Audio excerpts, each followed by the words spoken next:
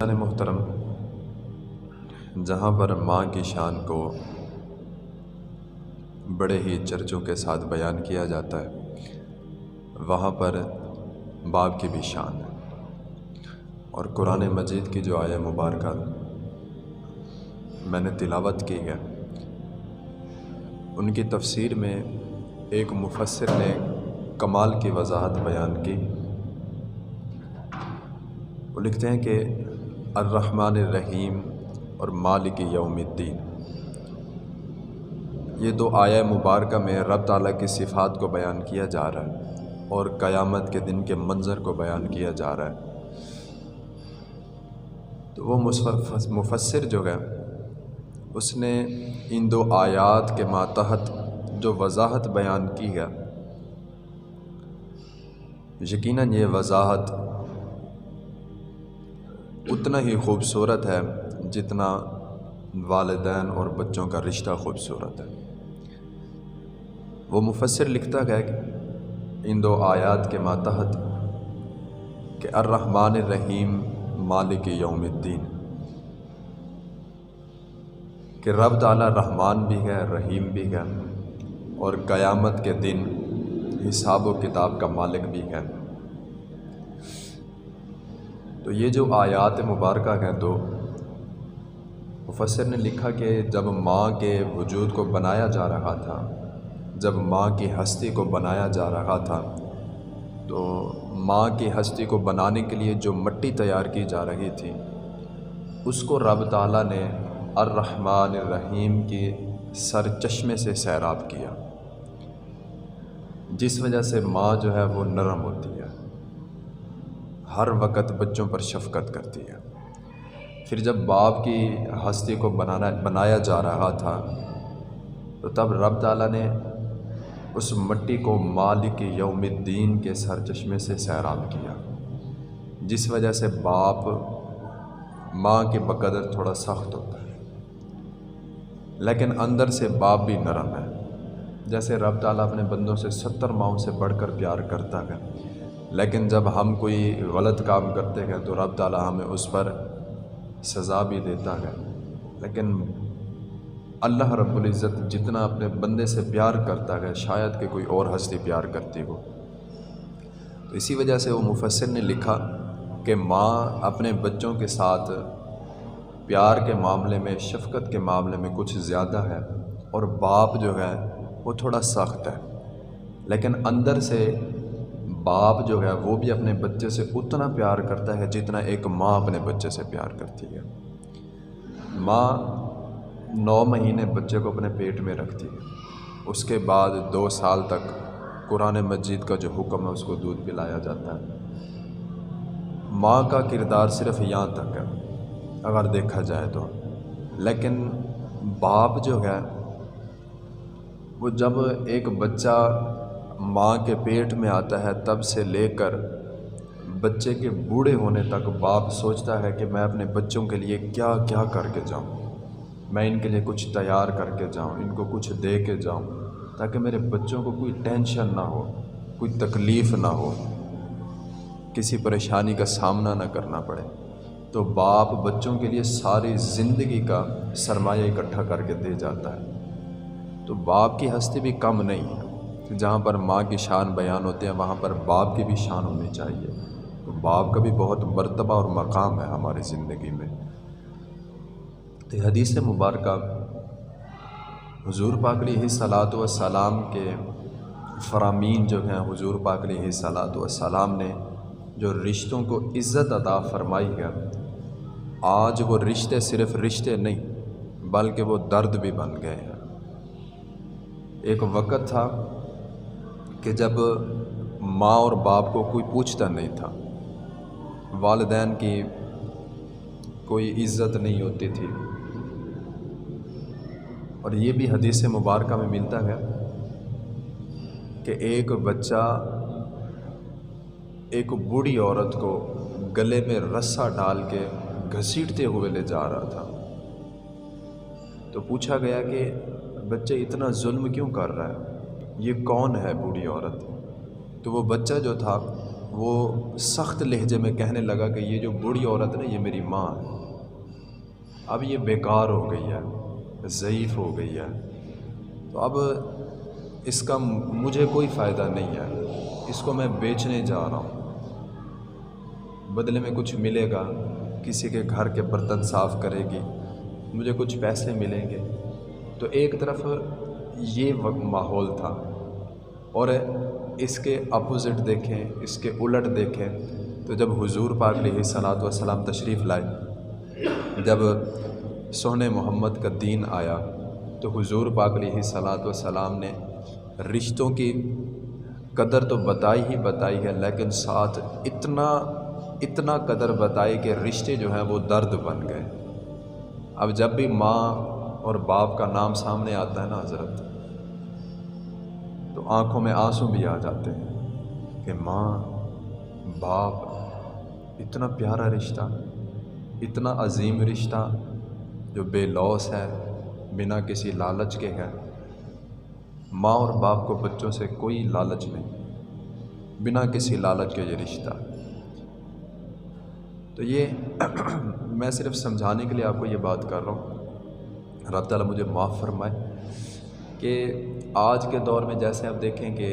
بچوں کو پالنے کے لیے، بچوں کا خیال کرنے کے لیے، ان کی کیئر کرنے کے لیے آیا رکھی جاتی ہے۔ سکولوں میں بھی، پرائیویٹ سکول ہو نا، اچھا سکول جس میں زیادہ فیس دیتے ہیں بندے، اس میں بھی یہ ہوتا ہے کہ وہاں پر نا ایک آیا رکھی ہوتی ہے کہ جب کوئی بچہ پڑھنے آتا ہے چھوٹا، اس کو دودھ بنا کے دینا، اس کے صفائی کا خیال کرنا، وہ سارا کام ایک آیا کرتی ہے۔ تو گھروں میں بھی یہ ماحول ہوتا ہے کہ ایک نوکرانی رکھی ہوتی ہے، آیا رکھی ہوتی ہے کہ جو گھر کے کام بھی کرتی ہے، بچوں کو بھی سنبھالتی ہے۔ تو ہمارے معاشرے میں اس کی کتنا عزت ہے؟ کچھ بھی نہیں ہے۔ ایک آیا کی کوئی عزت نہیں ہے، نوکرانی کی کوئی عزت نہیں ہے، مطلب اس کو عزت کی نظروں سے نہیں دیکھا جاتا، حالانکہ اس کے احسانات ہیں، وہ ہمارے بچوں کو پالتی ہے، ان کا خیال کرتی ہے۔ ایسے ہی آپ نے سنا ہوگا کہ عرب میں ایک ماحول تھا کہ جب بچہ پیدا ہوتا تھا تو ان کو دیہات میں بھیجتے تھے کہ وہاں پر کھلی آب و ہوا ملے، اچھی غذا ملے، اور یہ پیور عربی سیکھ کے آئے، خالص عربی سیکھ کے آئے۔ تو حضور پاک علیہ الصلوۃ والسلام کو بھی اماں حلیمہ رضی اللہ تعالیٰ عنہ آپ اپنے ساتھ لے گئے۔ اگر آپ رضی اللہ تعالیٰ عنہ، آپ نے جو حضور پاک علیہ الصلوۃ والسلام کی خدمت کی، یہ صرف میں سمجھانے کے لیے کہہ رہا ہوں آپ کو، اگر اس کو آج کے دور کے ساتھ کمپیئر کیا جائے، دیکھا جائے، تو ایسے ہی ہے جیسے ایک آیا ہوتی ہے بچوں کو پالنے کے لیے۔ عرب کا دستور تھا کہ دائیوں کو بچے سونپے جاتے تھے، دائیاں بچوں کو لے جاتی تھیں۔ اب حضور پاک علیہ الصلوۃ والسلام نے رشتوں کی یہ شان اور قدر بتائی ہمیں کہ حضور پاک علیہ الصلوۃ والسلام، آپ کی رضائی والدہ جنہوں نے آپ کو 2 سال دودھ پلایا، آپ ممبر پر بیٹھے خطبہ ارشاد فرما رہے ہیں، سامنے سے ایک بوڑھی عورت آئی، حضور پاک علیہ الصلوۃ والسلام نے ان کو دیکھا تو ممبر پر کھڑے ہو گئے، خطبہ چھوڑ دیا، بیان جو چل رہا تھا وہ چھوڑ دیا، صحابہ کرام کا مجمع تھا، سارے بیٹھے ہوئے، حضور پاک علیہ الصلوۃ والسلام کھڑے ہوئے اور اس بوڑھی عورت کو اپنے پاس بٹھایا اور اپنی مزمل والی چادر نیچے بچھائی اور اس کے اوپر جو ہے اس بوڑھی عورت کو بٹھایا۔ اور حضرت سیدنا ابو ہریرہ رضی اللہ تعالیٰ عنہ، آپ اس حدیث کے راوی ہیں، آپ بیان کرتے ہیں کہ جب تک وہ بوڑھی عورت اس جگہ پر بیٹھی رہی، تب تک آقا کریم علیہ الصلوۃ والسلام جیسے بندہ نماز میں تشہد کی حالت میں بیٹھتا ہے، اتحیات کی حالت میں، حضور پاک علیہ الصلوۃ والسلام سارا وقت ان کے سامنے ویسے بیٹھے رہے، اتحیات کی حالت میں، ہاتھ باندھ کے ادب کے ساتھ۔ تو جب وہ چلی گئی تو ہم نے عرض کی کہ یا رسول اللہ، یہ عورت کون تھی کہ جن کا اتنا ادب آپ نے فرمایا؟ تو حضور پاک علیہ الصلوۃ والسلام نے ارشاد فرمایا کہ یہ کوئی اور نہیں تھے، یہ میری وہ ماں تھی جس نے مجھے 2 سال دودھ پلایا، جن کے پاس میں 2 سال رہا۔ اب دیکھیں حضور پاک علیہ الصلوۃ والسلام نے رشتوں کی اتنا قدر بیان کی ہے، پھر کر کے بھی دکھایا ایک دفعہ کیا ہوا کہ حضور پاک علیہ الصلوۃ والسلام مدینہ میں، یہ مدینہ کی زندگی شروع ہو چکی تھی، ادب کے آداب کی آیات بھی بہت ساری نازل ہو چکی تھی، اور اس دفعہ کیا ہوا کہ جنگ کے بعد بہت سارے دستے جو تھے، بہت سارے بندے دائرہ اسلام میں داخل ہوئے، اور حدیث کے الفاظ ہیں، حضرت سیدنا ابو ہریرہ رضی اللہ تعالیٰ عنہ اور دوسرے بھی صحابہ کرام اس کو روایت کرتے گئے کہ 10,000 کا مجمع مسجد نبوی میں تھا، 10,000 کا مجمع۔ تو حضور پاک علیہ الصلوۃ والسلام تشریف لائے تو سارے کے سارے آپ کے ادب اور احترام میں کھڑے ہو گئے۔ اگر ہمارے جیسا کوئی بندہ ہو حضرت، ہمارے ادب میں 10 بندے کھڑے ہو جائیں نا حضرت، ہم اپنی ویسٹ کوٹ جوڑنا شروع کر دیتے ہیں، ہم اپنے بال سیدھے کرنا شروع کر دیتے ہیں۔ او بھائی 10 بندے میرے ادب کے لیے کھڑے ہوئے ہیں، میرا کوئی نام ہے، بال سنوارنے شروع کر دیتے ہیں۔ میرے جیسا مولوی ہو تو وہ دستار سیدھی کرنا شروع کر دیتا ہے کہ بھائی اتنا بندے میرے ادب میں کھڑے ہوئے ہیں۔ تو وہاں پر کیا ہوا، اس طرح نہیں تھا۔ حضور پاک علیہ الصلوۃ والسلام کے ادب میں 10,000 کا مجمع کھڑا ہوا تو آپ رونے لگ گئے، آپ اتنا روئے کہ صحابہ کرام عرض کرتے گئے کہ ہم نے دیکھا کہ حضور پاک علیہ الصلوۃ والسلام کے نا سینے سے آواز آنے لگ گئی۔ جب بندہ زیادہ روتا ہے نا تو سینے سے آواز آتی ہے، تو ہم نے سینے کی آواز بھی سنی کہ حضور پاک علیہ الصلوۃ والسلام اتنا روئے۔ جب مجمع ختم ہوا، سب چلے گئے، تو حضرت سیدنا ابو بکر صدیق رضی اللہ تعالیٰ عنہ کو آپ بیان کرتے ہیں کہ میں آگے ہوا تو میں نے عرض کی کہ یا رسول اللہ، آج تو خوشی کا موقع تھا، آج اتنا بندے دائرہ اسلام میں داخل ہوئے، آج مسجد میں 10,000 سے بھی زیادہ مجمع تھا، اتنا بندے دائرہ اسلام میں داخل ہوئے تو یہ تو خوشی کا موقع تھا، لیکن آپ نے بجائے اس کے کہ آپ خوش ہوتے آپ رو رہے تھے، اس کی وجہ کیا تھی؟ تو حضور پاک علیہ الصلوۃ والسلام نے ارشاد فرمایا کہ ابو بکر کیا بتاؤں، جب 10,000 کا مجمع میرے لیے کھڑا ہوا نا تو میرے دل میں خیال آیا کاش کہ آج میری ماں زندہ ہوتی تو مجھے دیکھتی، آج میری ماں زندہ ہوتی تو دیکھتی کہ اس کے بیٹے کے لیے اتنا سارے بندے ادب میں کھڑے ہوئے ہیں۔ حضرت جی یہ باتیں جو ہے نا حضرت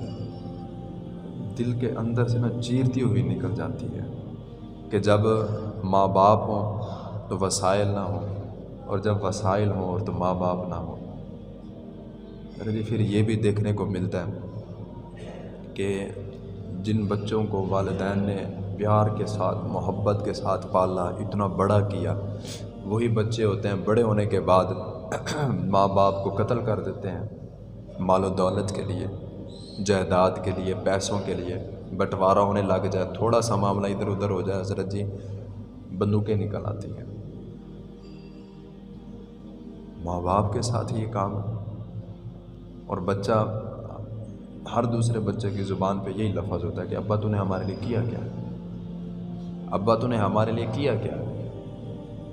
اور بڑی بے ادبی کے ساتھ، بڑے گستاخانہ اور بڑے تلخ لہجے میں بچے جو نا اپنے والدین سے بات کرتے ہیں۔ یار یہ کم ہے کہ ہمارے والدین نے ہمیں پڑھا لکھا کر اتنا بڑا کر دیا کہ آج ہم باشعور ہیں، انہوں نے ہمارا خیال رکھا، سردی گرمی میں ہمیں ہر چیز سے محفوظ رکھا۔ اگر وہ ہمارا خیال نہ کرتے، اگر وہ ہماری پرورش نہ کرتے تو کہیں ہم مر جاتے، پتہ نہیں کہاں پڑے ہوتے، ہم گندگی کے ڈھیر پہ پڑے ہوتے، آج ہم کوڑا اٹھا رہے ہوتے، آج ہم کسی ہوٹل پہ برتن دھو رہے ہوتے، لیکن والدین نے ہمارے لیے تو نہیں کیا نا۔ آپ دیکھیں نا، یہ ہمارا فیکٹری ایریا نا، یہاں پر جب لیبر چینج ہوتی ہے،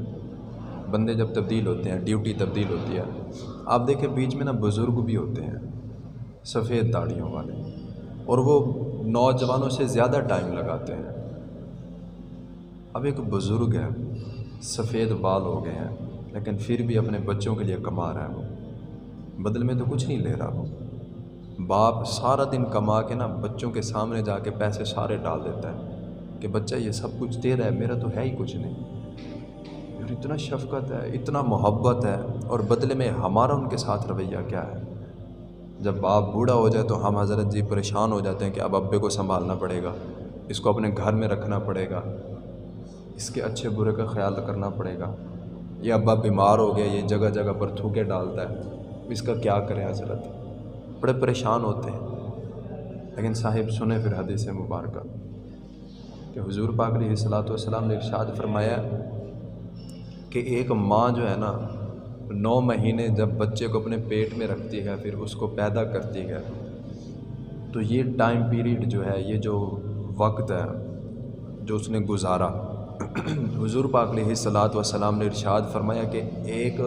غازی جو ہے، جو جنگ لڑ کے واپس آئے، اس کے جتنا ثواب اس عورت کو دیا جاتا ہے جو ایک بچہ پیدا کرتی ہے۔ اور ایک عورت جو ساری رات اپنے بچے کو سنبھالتی ہے، کبھی بچہ پیشاب کر دیتا ہے، سردیوں میں بچوں کو گرم جگہ پہ رکھنا، ساری رات ماں اپنے بچوں کا خیال کرتی ہے، تو حضور پاک علیہ الصلوۃ والسلام نے ارشاد فرمایا کہ جو عورت اپنے بچے کا ساری رات خیال کرتی ہے، کبھی اس کے کپڑے تبدیل کر رہی ہے، کبھی اس کو خشک جگہ پر سلا رہی ہے، اگر ٹھنڈ لگ جائے تو اس کو گرم بھاپ دیتی ہے، تو ایسی عورت جو ہے اس بندے کے برابر ہے جو بندہ ساری رات جو ہے نا عبادت میں لگا رہے۔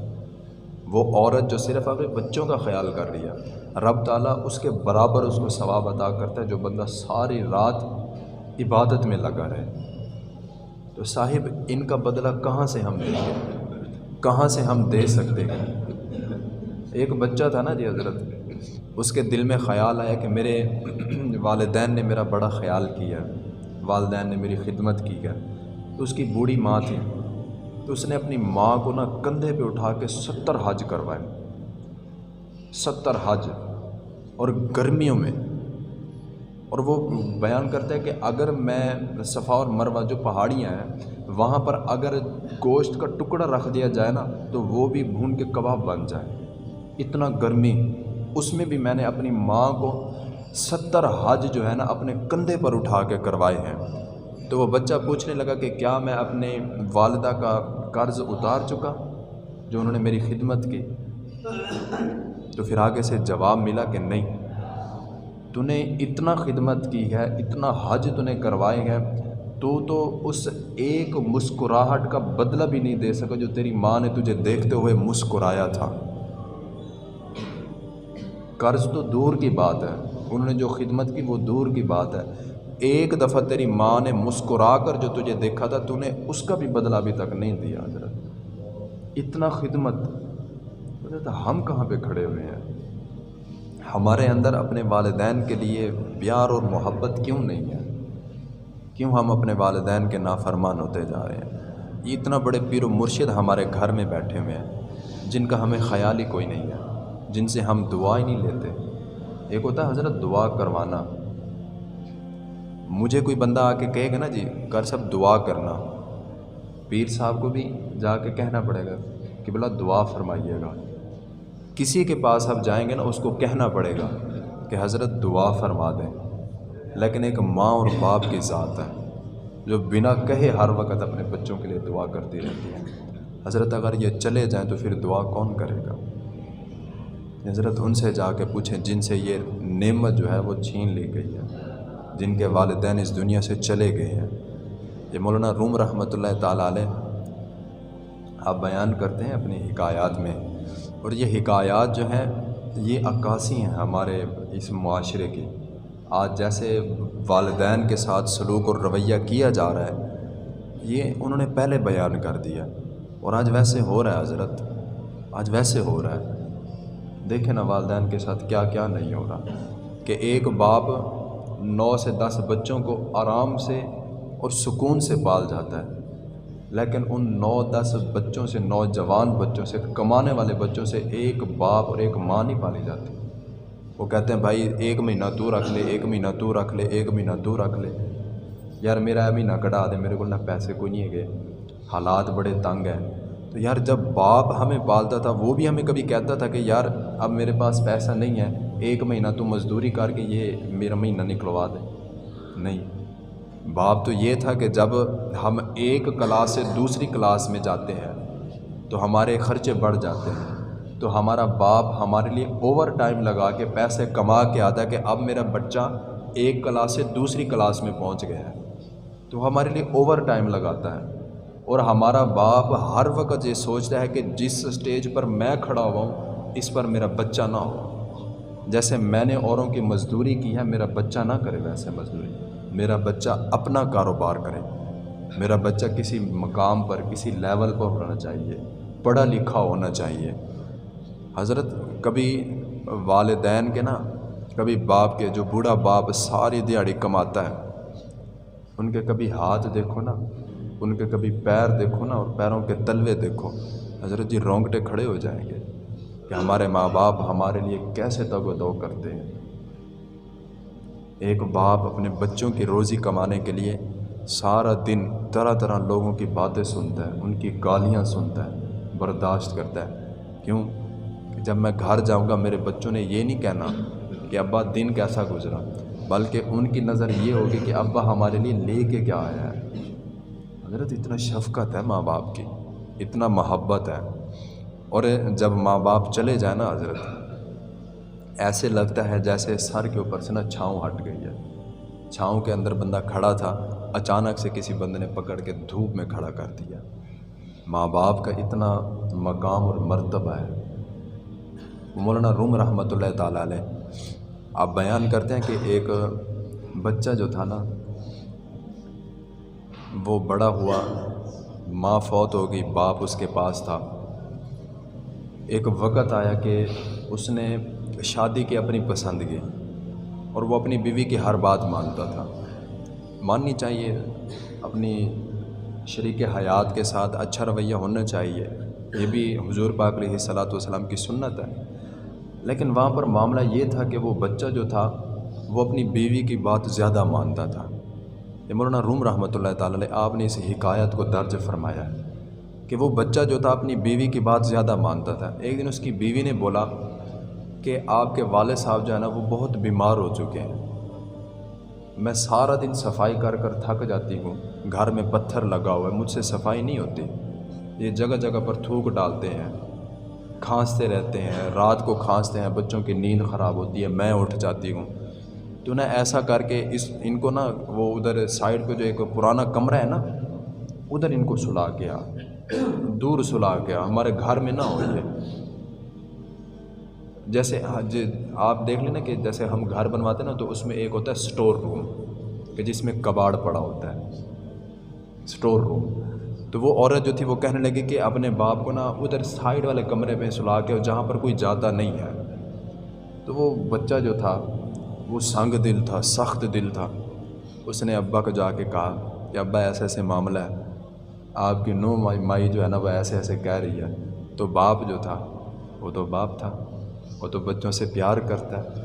اس نے کہا بیٹا اگر میرے ادھر سے اٹھ جانے سے، اس کمرے میں جانے سے تمہاری نیند میں خلل نہیں آتی، اگر تیری بیوی پریشان نہیں ہوتی، خوشی ملتی ہے آپ کو، تو بیٹا مجھے لے چل وہاں پہ، مجھے اس کمرے میں سلا دے، میں اپنی باقی زندگی ادھر گزار لوں گا، بل میرے بچوں کی نیند میں خلل نہ آئے، میرے بچوں کے گھر میں لڑائی نہ ہو، میری وجہ سے اختلافات نہ ہو۔ تو وہ بچہ جو تھا سنگ دل، پھر بھی دل نہ پگھلا، باپ کو لیا اور اس سٹور روم جو بالکل آسودہ سا کمرہ تھا جس پہ کوئی جاتا نہیں تھا، اس میں جا کے اپنے ابا کو سلانے لگا، اور ایک کمبل دیا کہ ابا یہ کمبل لے لیا کر رات کو۔ تو اس بچے کا نا چھوٹا بچہ بھی ساتھ تھا، مطلب وہ جو بوڑھا بندہ تھا اس کا پوتا بھی ساتھ آیا تھا۔ اس نے جب دیکھا نا کہ میرا ابا میرے دادا ابو کے ساتھ ایسے کر رہا، وہ سارا کچھ نوٹ کر رہا تھا۔ وہ جب کمبل دیا نا اس نے اپنے باپ کو، تو اس بوڑھے بندے کا پوتا جو تھا اس نے وہ کمبل کھینچ لیا۔ کمبل کھینچنے کے بعد نا اس کو پیروں کے اندر پھنسا کے اس کے 2 ٹکڑے کر دیے۔ تو اس کا باپ اس کو ڈانٹنے لگا کہ بیٹا گھر میں اتنا نئے کمبل پڑے ہوئے تجھے میں اور دے دیتا، یہ کیا حرکت کر رہا ہے تو، کہ دادا ابو کے کمبل کو تو نے 2 ٹکڑے کر دیا، مجھے بتاتا میں تجھے اور خرید کے دیتا۔ کہنے لگا ابا مجھے یہ نہیں کہ گھر میں کمبل اور پڑے ہوئے ہیں، بلکہ میں نے یہ کمبل اس لیے 2 ٹکڑے کیا ہے کہ جیسے آج آپ اپنے باپ کے ساتھ کر رہے ہیں نا، کل کو جب میں بڑا ہوں گا نا میں بھی آپ کے ساتھ ایسے کروں گا۔ حضرت جی یہ نہ سمجھیں کہ آج اگر ہم اپنے ماں باپ کے ساتھ اس طرح گستاخیاں کر رہے ہیں، ان کی بے ادبی کر رہے ہیں، ان کے نافرمان ہوتے جا رہے ہیں تو ہمارے بچے ہمارے ساتھ نہیں کریں گے، بلکہ ہمارے بچے ہمیں دیکھ رہے ہیں، وہ ہم سے سیکھ رہے ہیں، وہ ہم جو کر رہے ہیں نا ان کے ذہن میں بیٹھتا جا رہا ہے، کل کو ہمارے بچے بھی ہمارے ساتھ ایسا کریں گے۔ تم کیا سمجھتے ہو کہ اپنے ماں باپ کو دکھی اس دنیا سے بھیج کر تم سکون میں رہ جاؤ گے؟ اللہ نے ہمیں بھی اولاد دی ہے، ہمارے بچے بھی ہمارے ساتھ پھر ایسا کریں گے حضرت۔ اور یہ بھی حقیقت ہے حضرت، جس نے ماں باپ کو ستایا ہے نا حضرت، وہ چاہے جتنا مرضی بڑا ہو جائے کبھی بڑا نہیں ہو سکتا۔ جس نے ماں باپ کی خدمت نہیں کی، جو اس رحمت سے محروم رہا۔ آقا کریم علیہ الصلاۃ والسلام منبر پر جلوہ فرما ہونے لگے، ایک قدم رکھا آمین بولا، دوسرا قدم رکھا پھر آمین بولا، تیسرا قدم رکھا پھر آمین فرمایا۔ تو صحابہ کرام نے تعجب کی حالت میں پوچھا کہ یا رسول اللہ، آپ نے منبر پر چڑھتے ہوئے 3 مرتبہ آمین آمین آمین فرمایا، اس کی کیا وجہ تھی؟ تو حضور پاک علیہ الصلاۃ والسلام نے ارشاد فرمایا کہ جب میں منبر پر چڑھنے لگا تھا تو جبریل امین آئے تھے، تو وہ یہ پیغام لے کر آئے تھے کہ خاک آلود ہو جائے اس بندے کی ناک جو رمضان شریف کے روزے پائے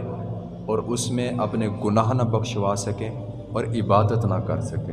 تو میں نے آمین کہا، پھر جبریل امین نے آگے سے دوسرا پیغام دیا کہ خاک آلود ہو جائے اس بندے کی ناک کہ جو اپنے والدین کو بڑھاپے کی عمر میں پائے اور ان کی خدمت کر کے جنت اپنے نام نہ کر سکے۔ تو میں نے آمین کہا، پھر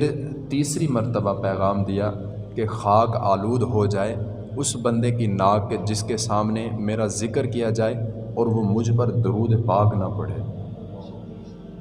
تو حضرت اگر ہم اپنے والدین کا ادب و احترام نہیں نہ کرتے، ان کی خدمت نہیں کرتے، تو پھر وعیدیں بھی بہت سخت ہیں ہمارے لیے، بہت سخت وعیدیں ہیں حضرت۔ یہ حضرت مالک بن دینار رحمۃ اللہ تعالیٰ علیہ، آپ نا ایک دن حج کے موقع پر حج کرنے گئے نا، تو آپ لکھتے ہیں کہ اس دفعہ نا حج میں بہت رش تھا، بہت بندے آئے تھے۔ تو جب میں حج سے فارغ ہوا، سارے ارکان ادا کر لیے، تو میں نے رب تعالیٰ کی بارگاہ میں عرض کی کہ باری تعالیٰ، آج حج پہ اتنا رش تھا، اتنا لوگ آئے، باری تعالیٰ تو نے سب کا حج قبول کر لیا کہ کوئی رہ بھی گیا؟ وہ مالک ہے، وہ بے نیاز ہے، وہ کرنے پہ آئے تو فرماتا ہے کہ اپنے گھر میں بیٹھے اپنے والدین کا چہرہ خوشی کے ساتھ محبت کے ساتھ تک لے، میں تجھے مقبول حج کا ثواب عطا کر دوں گا۔ وہ بے نیاز ہے، کسی کا یہاں پہ حج قبول ہو رہا ہے، کسی کا مکے جا کے بھی قبول نہیں ہو رہا، وہ جو کرنا چاہے کر سکتا ہے۔ حضرت مالک بن دینار آپ نے عرض کی کہ باری تعالیٰ سب کا حج قبول ہوا تو کوئی رہ بھی گیا۔ تو جب آپ رات کو خواب میں سوئے نا، جب آپ خواب میں آپ کو جواب ملا کیا مالک بن دینار سب کا حج قبول ہوا ہے سوائے ایک بندے کے؟ تو بھی وہ کون سا بندہ؟ محمد بن ہارون بلخی، جو بلخ سے آیا ہے، اس کا حج قبول نہیں ہوا، باقی سب کا حج میں نے قبول فرما لیا۔ حضرت مالک بن دینار رحمۃ اللہ تعالیٰ نے آپ بیان کرتے ہیں کہ میں صبح اٹھا اور خیمے لگے ہوتے ہیں ہر قبیلے کے علیحدہ علیحدہ، جیسے آج بھی کوئی بندے گئے ہوں تو ان کو پتہ ہوگا کہ پاکستان سے جو بندے جاتے ہیں ان کی علیحدہ ہوٹل بک کی جاتی ہے، دوسری کنٹریز سے جو آتے ہیں ملکوں سے آتے ہیں ان کی علیحدہ ہوٹل بک، مطلب پتہ ہوتا ہے کہ اس جگہ پر فلاں ملک کے بندے ہیں، اس جگہ پر فلاں ملک کے بندے ہیں، تو وہاں پر بھی خیمے لگے ہوئے تھے۔ حضرت مالک بن دینار رحمۃ اللہ تعالیٰ علیہ آپ بیان کرتے ہیں کہ میں ڈھونڈ رہا تھا کہ بلخ کے لوگ کہاں پہ رکے ہوئے ہیں، تو میں پوچھتے پہنچ گیا کہ یہ خیمہ جو ہے نا یہ بلخ سے آئے لوگوں کا ہے۔ تو میں نے ان سے جا کے پوچھا کہ بھائی آپ میں سے محمد بن ہارون بلخی کون ہے؟ تو وہ جتنا بھی بندے تھے قبیلے میں وہ سارے کہنے لگے کہ وہ تو بڑا عبادت گزار ہے، وہ تو بڑا نیکوکار ہے، اور اس کے 24 حج ہو چکے ہیں، یہ 24واں حج ہمارے ساتھ کرنے آیا ہوا ہے، وہ اتنا عبادت گزار ہے، ہم سے بات نہیں کرتا، ہمارے ساتھ رہتا ہی نہیں ہے۔ تو حضرت مالک بن دینار رحمۃ اللہ تعالیٰ نے آپ نے آگے سے سوال کیا کہ وہ کہاں ملیں گے مجھے؟ تو بندوں نے بتایا کہ پہاڑ کی پچھلی سائڈ پہ انہوں نے اپنی علیحدہ سے خیمہ لگایا ہوا اور وہاں پر بیٹھ کر محو عبادت ہے، حج کے ارکان ادا کر کے آتے ہیں، عبادت میں لگ جاتے ہیں، کسی سے بات نہیں کرتے، اور بڑے سخی بھی ہیں، مال و دولت بڑا لٹاتے ہیں۔ تو حضرت مالک بن دینار رحمۃ اللہ تعالیٰ علیہ آپ اس کے پاس گئے، سلام عرض کیا اور پوچھنے لگے کہ کیا تم محمد بن ہارون ہو؟ تو آگے سے انہوں نے وعلیکم السلام بولا اور کہنے لگا جی میں محمد بن ہارون ہوں، کیا آپ مالک بن دینار ہیں؟ حضرت مالک بن دینار بڑے پریشان ہوئے، بڑے حیران ہوئے کہ یہ تو میرا نام بھی جانتا ہے۔ تو آپ ان کے پاس جا کے بیٹھے، گفتگو کی، تو وہ جو بندہ تھا محمد بن ہارون وہ پوچھنے لگا کہ حضور بتائیے کس لیے آئے ہیں آپ؟ تو حضرت مالک بن دینار فرمانے لگے جی آپ کے چرچے بڑے سنے ہیں اس لیے آپ کی زیارت کے لیے آیا ہوں۔ کہنے لگا نہیں، جو اصل بات ہے نا، جس مقصد کے لیے آئے ہیں وہ مقصد بتائیں۔ تو کہنے لگے نہیں، میں آپ کی زیارت کے لیے آیا ہوں، آپ کو دیکھنے آیا ہوں، آپ بڑے عبادت گزار ہیں نا، اس لیے میں آپ کی زیارت کے لیے آیا تھا۔ وہ جو محمد بن ہارون تھے وہ کہنے لگے نہیں، آپ کو بھی خواب میں یہ بات بتا دی گئی ہے نا کہ میرا حج قبول نہیں ہوا۔ تو حضرت مالک بن دینار فرمانے لگے میں اور حیران ہوا کہ اس کو یہاں تک بھی پتہ ہے کہ میرا حج قبول نہیں ہو رہا اور 24واں حج کر رہا ہے یہ۔ تو آپ حیران ہوئے، پھر سوال کیا کہ تمہیں سارا ہی پتہ ہے؟ کہنے لگا ہاں، 24 سال بیت گئے مجھے، اس در پہ آ رہا ہوں، حج کرتا ہوں، جب آخری رکن ادا کرنے لگتا ہوں، حج کے آخری ایام ہوتے ہیں تو کوئی نہ کوئی اللہ کا نیک بندہ مجھے آ کے کہتا ہے جا دوڑ جا، تیرا حج قبول نہیں ہوگا۔ تو میں ہر سال ایسے لوٹ جاتا ہوں اور ہر سال آتا ہوں۔ تو حضرت مالک بن دینار آپ نے آگے سے عرض کی کہ کیا وجہ ہے کہ تیرا حج قبول نہیں ہو رہا اور اتنا عرصہ گزر گیا اور تو آتا بھی ہر سال ہے، عبادت گزار بھی بڑا ہے، سخی بھی بہت ہے، تو کیا وجہ ہے تیرا حج قبول نہیں ہو رہا؟ تو وہ آگے سے کہنے لگے کہ آپ نہ ہی پوچھیں تو بہتر ہے، اگر میں بتاؤں گا نا تو آپ مجھ سے نفرت کرنے لگ جائیں گے، آپ اس بات کو رہنے دیں، اس راز کو راز ہی رہنے دیں۔ وہ کہنے لگے نہیں، آپ مجھے بتائیں کہ وجہ کیا ہے۔ تو حضرت مالک بن دینار رحمۃ اللہ تعالیٰ علیہ المختصر آپ نے اصرار کیا اتنا کہ اس نے کہا چلو ٹھیک ہے میں آپ کو بتاتا ہوں۔ تو وہ محمد بن ہارون جو تھے انہوں نے کہا کہ ایک وقت تھا کہ رب تعالیٰ نے میرے اوپر اتنا رحمت کی ہوئی تھی کہ میرے پاس مال و دولت بہت زیادہ تھا، میں بہت عیاش تھا، شرابی تھا، میں شراب پیتا تھا ہر وقت، بڑا مال و دولت تھا میرے پاس، گھوڑے تھے، خچر تھے، اونٹ تھے، سونے زیورات، ہر چیز میرے پاس بے بہا تھی، ان گنت تھی۔ تو ایک دن کیا ہوا کہ رمضان کا مہینہ تھا، میری ماں جو تھی وہ بڑی عبادت گزار تھی، تو عصر کا وقت تھا، میں شراب کے نشے میں دھت تھا، گھر میں گیا، ماں جو ہے نا تندور جلا کے بیٹھی ہوئی تھی، تو میں نے ماں کو جا کے بولا اماں بھوک لگی ہے، روٹی بنا دے۔ تو میں شراب کے نشے میں تھا، عقل پہ پردے پڑے ہوئے تھے، تو میں نے ماں کو بولا کہ اماں مجھے بھوک لگی ہے، مجھے روٹی بنا دے۔ تو میری ماں نے بولا بدبخت، اگر عبادت نہیں کرتا تو کم از کم عبادت کرنے والوں کا ہی خیال کر لے، اگر خود روزہ نہیں رکھتا تو جنہوں نے روزہ رکھا ہوا کم از کم ان کا ہی ادب کر لے، مغرب کے بعد روزہ افطار کرنے کے بعد تجھے روٹی بنا دوں گی۔ تو وہ محمد بن ہارون جو تھا وہ اب بیان کر رہے ہیں کہ جب میں نے یہ بات سنی نا کہ میری ماں نے مجھے ڈانٹا سخت لہجے میں، تو مجھے غصہ آ گیا، نشے کی حالت میں تھا، میں نے اپنی ماں کو ایک تھپڑ دے مارا، میں نے اپنی ماں کو تھپڑ دے مارا، اور میری ماں جو تھی وہ اس جلتے تندور میں جا گری۔ پھر اس کے بعد مجھے نہیں پتا کہ کیا ہوا، بندوں نے مجھے کمرے میں بند کر دیا، ساری رات نشے میں دھت تھا، مجھے ہوش نہیں تھا، لیکن ساری رات میں بندوں کا شور سنتا رہا، بندے رو رہے تھے۔ اگلے دن 24 گھنٹے بعد دوپہر کو جب میں ہوش میں آیا، میری آنکھ کھلی تو میں نے کیا دیکھا کہ میری شریک حیات جو ہے وہ اپنے کپڑے بیگ میں بند کر کے جانے لگی ہے۔ تو میں نے پوچھا کہ تم کہاں جا رہی ہو، کیا ہوا ہے؟ تو وہ جو تھی وہ کہنے لگی کہ میں تمہارے ساتھ نہیں رہنا چاہتی۔ میں نے کہا کیوں، وجہ کیا ہے؟ تو وہ اس کی بیوی جو تھی وہ کہنے لگی کہ میں ماں کے قاتل کے ساتھ زندگی نہیں گزار سکتی، میں ماں کے قاتل کے ساتھ زندگی نہیں گزار سکتی۔ تو وہ جو محمد بن ہارون تھے وہ کہنے لگے کیا ہوا، ماں قتل ہو گئی ہے؟ کہنے لگی ہاں، وہ ماں جس نے 9 مہینے تجھے پیٹ میں رکھا، 2 سال جس نے تجھے اپنی چھاتی کا دودھ پلایا، تیرے خشک حلق کو اپنے دودھ کے ساتھ تر کرتی رہی، آج وہی ماں تیرے ہاتھوں قتل ہو گئی ہے، تو میں تیرے ساتھ رہ نہیں سکتی، تو ماں کا قاتل ہے۔ تو وہ کہنے لگے کہ مجھے اٹھایا کیوں نہیں، مجھے بتایا کیوں نہیں کہ میری ماں فوت ہو گئی، اس کا جنازہ بھی ہو گیا، کدھر ہے میری ماں؟ کیونکہ وہ تو چلی گئی اب، اور اس کی وصیت تھی کہ میرے اس بچے کو میرے جنازے پہ نہ آنے دینا، اس کو میری شکل تک نہ دکھانا۔ تو ہم نے ویسے کیا، اس کو دفنا دیا۔ تو وہ محمد بن ہارون جو تھے وہ یہ بات بتاتے بتاتے نا رو رہے ہیں۔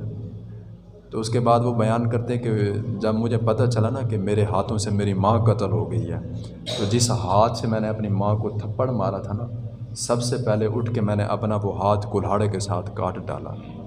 کہ اس ہاتھ سے میں نے اپنی ماں کو تھپڑ رسید کیا تھا۔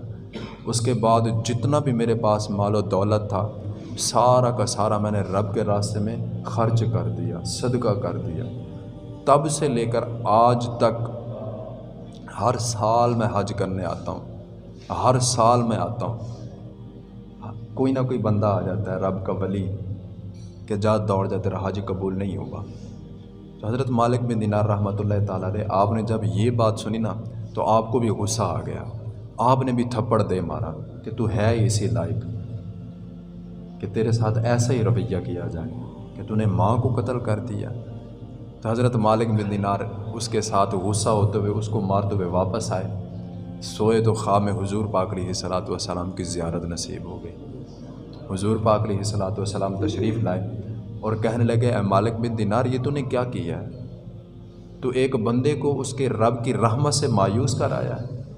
وہ بندہ اگر اس در پہ نہیں آئے گا تو اور کہاں جائے گا؟ وہ اگر یہاں سے آ کے معافی نہیں مانگے گا تو اور کہاں سے جا کے معافی مانگے گا؟ کوئی اور دروازہ ہے؟ یہی در ہے جہاں سے گنہگاروں کو معافی ملتی ہے، یہی در ہے جہاں پر معاملات درست ہوتے ہیں۔ تو حضرت مالک بن دینار آگے سے عرض کرنے لگے، یا رسول اللہ، اس کا گناہ ہی ایسا تھا کہ مجھ سے رہا نہیں گیا اور میں نے بھی تھپڑ مار دیا، ماں کا قاتل تھا وہ۔ تو حضور پاک علیہ الصلوۃ والسلام نے ارشاد فرمایا کہ مالک بن دینار، دیکھنا یہی بچہ جس نے اپنی ماں کا قتل کیا اور اس کا حج قبول نہیں نہ ہو رہا، قیامت والے دن اپنی ماں کی دعا کی وجہ سے اس کا رب جو ہے نا بخش دے گا۔ تو حضرت مالک بن دینار بڑے پریشان ہوئے اور عرض کرنے لگے، یا رسول اللہ، وہ کیسے؟ تو حضور پاک علیہ الصلوۃ والسلام نے ارشاد فرمایا کہ مالک بن دینار، قیامت کا دن ہوگا، کچہری لگی ہوگی، تو اس کی ماں جو ہے رب تعالیٰ کی بارگاہ میں جا کے نا عرض کرے گی کہ باری تعالیٰ، میں نے اس کو 9 مہینے اپنے پیٹ میں رکھا، 2 سال اپنی چھاتی کا خالص دودھ اس کے خشک حلق میں اتارا، اور اس نے بدلے میں کیا کیا کہ روزے کی حالت میں تھی اور مجھے جلد تندور میں اس نے ڈال دیا، اپنے ہاتھوں سے اس نے مجھے قتل کر دیا، باری تعالیٰ اس کو سخت سے سخت سزا دے، باری تعالیٰ اس کو جہنم کی آگ میں جلا۔ تو وہ مقدمہ درج کرے گی، تو رب تعالیٰ فرشتوں کو حکم فرمائے گا کہ اے فرشتوں، اس کو اٹھاؤ اور جہنم کی آگ میں ڈال دو۔ اب وہ بچہ، فرشتے اس کو لے جا رہے ہیں، گھسیٹ کے لے جا رہے ہیں، اب وہ بچہ پیچھے دیکھے گا اور ماں کو بولے گا، ماں دیکھ، آج مجھے جہنم کی آگ میں جلا رہے ہیں، ماں آج دیکھ تیرا وہ بچہ جس کا ایک درد تجھ سے برداشت نہیں ہوتا تھا، گلی محلے میں لڑ کے آتا تھا تو بدلے میں اگر کوئی شکایت لے کے آتا تو سارے زمانے سے لڑ جایا کرتی تھی، آج دیکھ تیرے اسی بچے کو جہنم کی آگ میں جلایا جا رہا ہے، ماں آج مجھے بچا لے۔ وہ فریاد کرے گا، وہ بار بار بولے گا، تو ماں کا دل پگھل جائے گا، ماں نرم پڑ جائے گی، ماں رب تعالیٰ کی بارگاہ میں عرض کرے گی کہ باری تعالیٰ، میں نے اس بچے کو معاف کر دیا، میں نے اپنے بچے کو معاف کر دیا، تو بھی اس کو معاف فرما دے اور اس کو جنت کا داخلہ عطا فرما دے۔ تو رب تعالیٰ اس کی ماں کی دعا فوراً قبول فرما لے گا اور اس کو جنت کا داخلہ عطا فرما دے گا۔ پھر حضور پاک علیہ الصلوۃ والسلام نے پھر اس سے بھی آگے اور ایک بات فرمائی، کیا مالک بن دینار، تمہیں پتہ ہے 24 سال ہو گئے اس کو یہاں پر حج کرتے ہوئے، یا ہر سال حج کرنے آتا ہے، جتنا بھی بندے یہاں پر حج کرنے آتا ہے رب تعالیٰ سب کا حج اسی کی وجہ سے قبول فرماتا ہے، کیونکہ قیامت کے دن جو وہاں پر کچہری لگے گی، اس میں جو معاملات ہوں گے، اسے رب تعالیٰ بھی واقف ہے، رب کا رسول بھی واقف ہے۔ وہ کہا تھا نا کسی شاعر نے کہ مدت ہو گئی میری ماں رات کو سوئی نہیں تابش، ایک بار جو میں نے کہا تھا مجھے رات کو ڈر لگتا ہے، پھر ماں نہیں کبھی سوئی۔ ایک بار جب بچہ جو بات کہہ دے نا وہ ماں باپ کے دل پہ نقش ہو جاتی ہے، پھر ماں باپ اس بات سے پھرتے نہیں ہیں۔ یار اتنا پیار، اتنا محبت، اور بدلے میں ہمارے رویے کیا ان کے ساتھ؟ تلخی، ان سے دوری، ان کا خیال نہ کرنا، ان کی خدمت نہ کرنا۔ حضرت یہ ماں باپ زندگی میں ایک بار آتے ہیں، یہ بار بار نہیں آتے۔ کبھی ہمارے ماں باپ نے بچپن میں ہمارے اوپر سختی غلط وجہ سے نہیں کی، انہوں نے ہمیشہ ہمارا بھلا چاہا۔ اور ہمارے جیسا بندہ 2-3 لفظ پڑھ کے آ جائے کالج یونیورسٹی، جہاں پر ہمارے باپ نے رات دن ایک کر کے کما کما کے ہمیں اس مقام تک پہنچایا، ہم کچھ پڑھ کے آ جائیں نا تو ہم کہتے ہیں کہ ابا آپ کو پتہ نہیں ہے کسی بات کا، آپ نہیں جانتے کہ معاشرہ کیا ہے، جدید دور آ گیا ہے، ٹیکنیکل دور ہے، آپ کو نہیں پتہ۔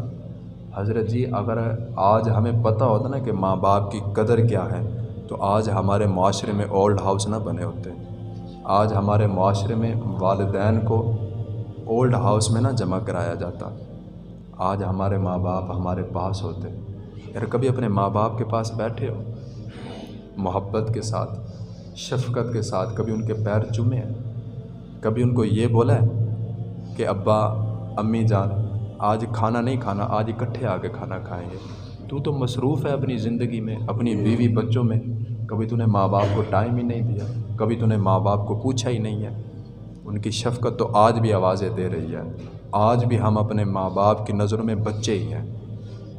لیکن ہمارے ماں باپ ہماری نظروں میں کچھ نہیں رہے، ہم نے ان کو پوچھنا چھوڑ دیا، ان کی خدمت کرنا چھوڑ دی، ان کے ساتھ پیار اور محبت کرنا چھوڑ دیا۔ حضرت جی والدین زندہ ہیں اور ہم اتنا بدبخت ہیں کہ ہم ان کی خدمت کر کے جنت نہیں حاصل کر سکتے، ہم ان کے پیر ہی نہیں دباتے، کبھی پوچھتے نہیں ہیں کہ اماں طبیعت کیسی ہے۔ اور مرنے کے بعد حضرت جی جاگیردار بندہ ہے، وڈیرا بندہ ہے، مالدار بندہ ہے، جائے گا جی منڈی سے آدھی منڈی کا پھل خرید کے لے آ کے رکھ دے گا،